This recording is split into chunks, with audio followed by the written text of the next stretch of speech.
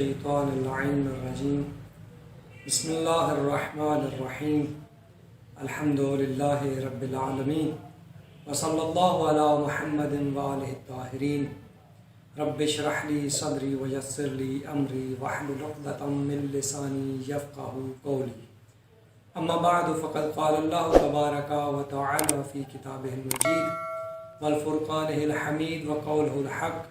بسم اللہ الرحمن الرحیم ان الصلاۃ تنہی عن الفحشاء والمنکر۔ عزیزان گرامی قدر، دانشمندان اعظام، ہمارے عزیز طلباء، سلسلہ دروس کا یہ جو آن لائن شارٹ کورس کا سلسلہ تھا، آج یہ ہماری 8ویں کڑی ہے اس سلسلے کی، اور اس سے پہلے ہم آپ کو ایک جلسہ میں تقلید، باقی 2 جلسوں میں نجاسات اور پھر مطہرات اور مطہرات کی بحث کے بعد آج ہم نماز کے سلسلے میں داخل ہو رہے ہیں۔ اس سے پہلے ہم وضو تک کی بحث کو کمپلیٹ کر کے لے آئے ہیں، کیونکہ آپ جانتے ہیں کہ جتنا ہمارے پاس دورانی شارٹ ہوتا ہے اتنی ہم مختصر بات کر سکتے ہیں، لیکن انشاءاللہ یہ ایک پہلی کڑی ہے، خداوند متعال نے مزید توفیق دی تو یہ سلسلے آگے بڑھیں گے اور مزید ڈیٹیل کے ساتھ ان کو بیان کیا جائے گا۔ آج بات ہو رہی ہے ہماری نماز کے بارے میں۔ اللہ رب العزت ارشاد فرما رہا ہے ان الصلاۃ تنہی عن الفحشاء والمنکر، بے شک نماز برائی اور بے حیائی سے روکتی ہے۔ پروردگار عالم نے نماز کو ہر برائی کے سامنے رکاوٹ قرار دیا ہے۔ پروردگار عالم نے نماز کو ہر برائی کے سامنے رکاوٹ قرار دیا ہے، یعنی آپ یوں سمجھ لیں کہ اگر ہم نماز کو تشبیہ دیں، مثال دیں ایک دیوار کے ساتھ، تو دیوار کو اتنا ہی مضبوط بنایا جاتا ہے جتنی مضبوط طوفانوں کے ساتھ اسے ٹکرانا ہوتا ہے۔ یعنی ہم اس حوالے سے اپنی اس دیوار کو تیار کرتے ہیں کہ یہ ہمیں اس آندھی، اس طوفان، اس بارش، اس پتھراؤ، مطلب ان چیزوں سے محفوظ رکھ سکے گی۔ اب ہمیں بھی نماز کو اتنا مضبوط تیار کرنا ہے، اتنی مضبوطی سے اس دیوار کو کھڑا کرنا ہے کہ یہ ہمیں آندھی، گمراہیوں کے طوفان، گمراہیوں اور آندھیوں کے طوفانوں سے بچا سکے۔ لیکن اگر ہماری یہ دیوار ایک ریت کی بنی ہوئی ہو، کتنی دیر ٹک پائے گی عزیزان محترم؟ تھوڑی سی ہوا چلے گی تو یہ ریت کی جھونکوں کے ساتھ اڑ کر چلی جائے گی۔ لہٰذا ضروری ہے کہ ہمیں بھی اپنی اس دیوار کو اتنا مضبوط بنانا چاہیے کہ ہر قسم کی ضلالت، ہر قسم کی گمراہی، ہر قسم کی نجاست، آلودگی کے سامنے یہ ٹک سکے، یعنی اتنی مضبوط یہ دیوار ہونی چاہیے۔ اچھا، تو اب اس دیوار کو کیسے مضبوط بنایا جا سکتا ہے؟ یعنی یہ ایسا نہ ہو کہ یہ ہماری دیوار ریت کے ذروں کی طرح کھڑی ہو۔ ہاں، اس کو مضبوط بنایا جا سکتا ہے۔ کیسے؟ اپنے عقیدے کی پختگی کے ذریعے سے اور عمل کی پختگی کے ذریعے سے۔ جتنا ہمارا عقیدہ محکم ہوگا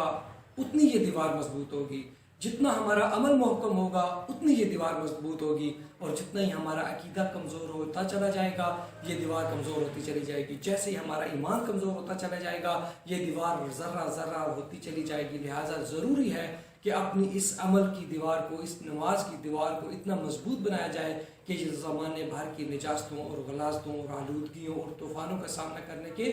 قابل ہو سکے۔ تو نماز ایک سادہ عمل نہیں ہے، جیسے کہ ہم نے کہا کہ اگر آپ کا ایمان کمزور ہوتا چلا جائے گا، نماز کمزور ہوتی چلی جائے گی، یہ دیوار گرتی جائے گی۔ کیوں؟ کیونکہ یہ ایک سادہ سا عمل نہیں ہے کہ ہم نے صبح کی 2 رکعت اٹھ کے نماز پڑھ لی تو نماز ہوگی۔ نہ عزیزان محترم، نماز کے لیے ڈھیر سارے مقدمات ہیں۔ ایسا نہیں ہے کہ میں صبح اٹھا ہوں، 2 رکعت نماز پڑھی، بس تمام شد۔ نہ، تمام نہ شد، بلکہ اس نماز کے کچھ مقدمات ہیں، پھر خود اس نماز کی اپنی کچھ ضروریات ہیں، اور پھر اس نماز کو بچانے کی کچھ احتیاطی تدابیر ہیں۔ یعنی ہمیں سب سے پہلے اس نماز کے مقدمات کے اوپر غور و فکر کرنا ہوگا، پھر خود اس نماز کے اندر ہمیں غور و فکر کرنا ہوگا، اور پھر ہم نے اس نماز کو بچانا کیسے اس کے اوپر توجہ دینی ہوگی۔ ابھی تو ہم اس مرحلے تک پہنچے ہی نہیں ہیں۔ جیسے کہ قرآن تو کہہ رہے ہیں کہ نماز قائم کرو، یعنی جس انسان کی نماز قائم کرو تو بھی آگے کی بات ہے، ابھی ہم نماز پڑھنے کے مرحلے تک نہیں پہنچے۔ یعنی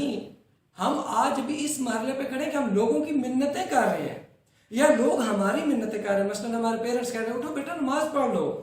یا ہم اپنے بچوں کو کہہ رہے ہیں عزیز مان چلو نماز پڑھ لو، لیکن یعنی ابھی ہمیں اس نماز کی اس خشوع و خضوع، نماز کی وہ اہمیت یا نماز کی وہ جو چاشنی ہمارے دلوں میں ہونی چاہیے تھی، نماز کے قیام کا جو فلسفہ تھا، وہ تو ابھی ہم بہت دور ہیں۔ یعنی ہم یہ تو کہہ دیتے ہیں کہ ہمارے آقا و مولا سید الشہداء امام حسین علیہ السلام نے کربلا کے میدان میں سر سجدے میں کٹوایا تھا، لیکن اسی سجدے کو ہم خود بھولے پڑے ہیں، اس سجدے کی طرف ہم آ ہی نہیں رہے۔ ہم اسی ماہ رمضان میں دیکھ لیجئے 19 کو جو مولا امیر المومنین علی بن ابی طالب علیہ السلام کو ضربت لگتی ہے، ہم یہ کہتے ہیں کہ مولا جناب مسجد میں شہید ہوئے، لیکن جیسی ضربت لگتی ہے دیکھیے مولا نے کیا اہتمام کیا تھا، کہا حسن بیٹا میری فکر نہیں، پہلے نماز کو مکمل کرواؤ۔ یعنی امام تو اس مرحلے پہ کھڑے ہیں، یعنی نماز کا مقصد تو یہ تھا کہ قیام کرنے کے لیے کہا گیا، نماز کا قیام دو، یعنی نماز کو قائم کرو، نماز کی طرف بڑھو، لیکن دور، بہت دور ہے ابھی یہ جو ہم چند رکعت نماز پڑھ لیتے ہیں، دن 2 دن میں نماز پڑھ لیتے ہیں، تو ہم یعنی ماہ رمضان آ چکا ہے، ڈھیر سارے ایسے لوگ جو پورا سال کوئی عمل نہیں کر سکتے تھے، لیکن ان دنوں بسات بھر کوشش، اپنی حتی المقدور کوشش کر کے نماز کو قائم کر رہے ہیں، نماز کو پڑھ رہے ہیں، باقی اعمال انجام دے رہے ہیں۔ اس نماز کا فلسفہ ہے، یعنی اس کے ابتدائی مقدمات بھی ہیں، خود نماز کے اندر فلسفہ ہے، نماز کے بعد بچانے کی احتیاطی تدابیر ہے، ہمیں ان کے اوپر بھی غور و فکر کرنا ہوگا۔ ہم اصل میں سمجھنا ہی نہیں چاہ رہے کہ محمد و آل محمد کی نگاہ میں نماز کی اہمیت کتنی ہے۔ دیکھیے اسی محمد و آل محمد اس نماز کے لیے کتنی قربانیاں دے رہے ہیں، کیسے کیسے ہمیں درس سکھا رہے ہیں، مولا حسین علیہ السلام سر سجدے میں دے رہے ہیں، حضرت علی علیہ السلام سر سجدے میں دے رہے ہیں، اور یہی پاک نبی خدا صلی اللہ علیہ وآلہ وسلم کیا ارشاد فرما رہے ہیں، نماز کی اہمیت کے بارے میں ارشاد فرما رہے ہیں، ان قبلت ما سواہا وان ردت ما سواہا، یعنی نماز اتنی اہمیت کی عامل ہے کہ اگر یہ قبول ہو گئی تو باقی سارے اعمال قبول ہو جائیں گے، اور اگر خدا نہ خواستہ یہ رد ہو گئی تو باقی آپ کے تمام اعمال رد ہو جائیں گے۔ مثلا ہم نے جتنا صدقہ و خیرات کر لیا، ہم نے جتنا کہ ہم نے مدرسہ بنوا لیا، مسجد بنوا دی، امام برگاہیں کھڑی کر دی، ہم نے آج یہ کرونا وائرس کی وجہ سے لوگوں کے گھروں میں راشن پہنچانا، لوگوں کے گھروں میں جا کر ہم انہیں راشن دے رہے ہیں، ان کی ہیلپ کر رہے ہیں، یعنی جتنے بھی آپ نیک اعمال کر رہے ہیں، زکوٰۃ کا موسم ہے، گندم کی کٹائی کا موسم ہے، آپ زکوٰۃ دے رہے ہیں، خمس دے رہے ہیں، حتیٰ جو کچھ بھی آپ کر رہے ہیں جتنا کر لیں گے، لیکن اگر ہماری نماز قبول نہیں ہوگی کچھ بھی قبول نہیں ہوگا۔ کیوں؟ میں اپنے پاس سے نہیں کہہ رہا، وما ينطق عن الهوى، مصداق نبی فرما رہے ہیں کہ ان ردت ما سوا، اگر یہ رد کر دی گئی سب کچھ رد کر دیا جائے گا۔ لہٰذا اتنی اہمیت ہے اہل بیت علیہ السلام کی نظر میں، یعنی اب اگر ایک بندہ آ کے یہ کہے یار میں نے اتنے صدقے دیے ہیں، میں نے اتنی خیرات کی ہے، میں نے اتنے روزے رکھے ہیں، میں نے حج کیا ہے، میں نے مدرسہ بنوایا، میں نے مسجد بنوائی، میں نے غریبوں کے لیے کام کیے، میرے وہ ساتھ تمام اعمال کدھر گئے؟ بھائی جان ان تمام اعمال کی ویلیو جتنی بھی ہو قابل قبول اس وقت ہیں جب نماز قبول ہوگی، جب نماز قبول نہیں ہونی ان باقی اعمال کی طرف نگاہ بھی نہیں دوڑائی جائے گی۔ لہٰذا خدا را تھوڑی سی توجہ کریں کہ یہ نماز کتنی اہمیت کی حامل ہے۔ اب جب یہ نماز اتنی اہمیت کی حامل ہے تو اس کے مقدمات کے اوپر خصوصاً ہمیں توجہ کرنی پڑے گی، خود نماز کے اندر ہمیں توجہ کرنی پڑے گی، اور نماز کے بعد ہم نے اس نماز کو بچانا کیسے اس کے اوپر احتیاطی تدابیر، یعنی صرف نماز پڑھ لینا یہ ایک عمل ہے اپنی جگہ پہ، لیکن اس نماز کو ہم نے بچانا کیسے ہے، اس نماز کو ہم نے پڑھنا کیسے، یعنی جو قیام کا مقصد تھا، جو نماز قائم ہونے کا فلسفہ تھا، اس کے اوپر بھی غور و فکر کرنے کی ضرورت ہے۔ آئیے چلتے ہیں نماز کی شرائط کی طرف، انشاءاللہ ابھی ہمارے 2 سے 3 جلسے، یہ چند جلسے اسی نماز، کیونکہ یہ اتنا مہم اور اہم ہے، اسی کے اوپر باقی ہیں، تو آہستہ آہستہ انشاءاللہ ہم آپ کو ڈیٹیل میں بتاتے جائیں گے۔ تو پہلی بات آج کی کہ نماز کی شرائط کیا ہے، نماز پڑھنے والے کی شرائط۔ سب سے پہلے قبلہ کا تعین ہونا، یعنی جو عرف عام میں جاؤ ہمارے قابل اعتماد لوگ، ہمیں پتہ ہے کہ قبلہ اس طرف ہے، ہم اس طرف رخ کر کے نماز پڑھیں گے۔ پھر نماز کی جو لباس کی شرائط ہے، سب سے مہم، سب سے پہلی شرط کیا تھی کہ نمازی کے لباس کیا ہونا چاہیے؟ پاک ہونا چاہیے۔ دیکھیے ہم نے ہر ظاہر کو باطن کے ساتھ ملانا ہے، تب جا کے ہم اس نتیجے تک پہنچ پائیں گے کہ ہم نے اپنی نماز کو کیسے بچانا ہے۔ یعنی جہاں ظاہراً ایک انسان کے لیے اپنے لباس کا پاک ہونا ضروری ہے، تو وہاں اس کے باطنی لباس کے بارے میں کیا ہونا چاہیے؟ جہاں ظاہری لباس کے بارے میں یہ کہا جا رہا ہے کہ ظاہری لباس آپ کا پاک ہونا چاہیے، وہیں باطنی لباس کی طرف بھی توجہ کی گئی ہے، توجہ دلائی گئی، لباس التقوی ذالک خیر لکم، کہ ایسا نہ ہو کہ ظاہری وجود کے اوپر تو آپ پاک لباس پہن لو، لیکن روح کے وجود آپ کا آلودہ ہو، روح کے وجود کے اوپر گناہوں کے لباس ہو، روح کے وجود کے اوپر کوئی طہارت نہ ہو۔ لہٰذا جہاں پہ ظاہری نماز کے لیے طہارت شرط تھی، وہیں پہ آپ نے اپنے باطن کو بھی سنوارنے کے لیے اپنے تقوی کا لباس اس کو پہنانے کی کوشش کرنی ہے۔ تو یہ تبھی ہو سکے گا جب ہم انشاءاللہ ان چیزوں کی طرف متوجہ ہوں گے۔ دوسرا کیا تھا کہ جہاں پہ آپ نماز پڑھ رہے ہیں وہ جگہ بھی کیا ہو؟ پاک ہونی چاہیے، اور ساتھ ہی وہ جگہ بھی غصبی نہ ہو۔ اب مثلا ہم جب بھی کہتے ہیں غصبی نہ ہو تو ہمیں یہی ذہن میں آتا ہے کہ یار بس کسی کی چھینی ہوئی نہ ہو، مطلب جب دیکھ لیں کہ خدا بند متعال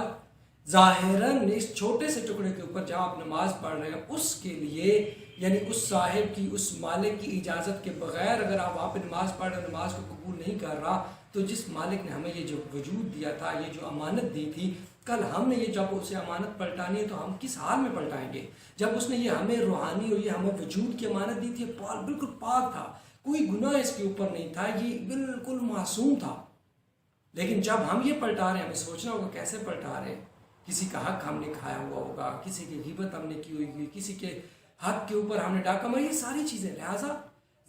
ظاہری شرائط کے ساتھ ساتھ آپ میچ کرتے جائیں، بڑھتے جائیں آگے۔ اب ایسے ہی کہ آپ کے وہ لباس جو چمڑے کا، مردار کے چمڑے وغیرہ کا نہ بنا ہوا ہو، یعنی ابھی سردیوں میں خصوصاً ہمارے ساتھ یہ مسئلہ پیش آتا ہے،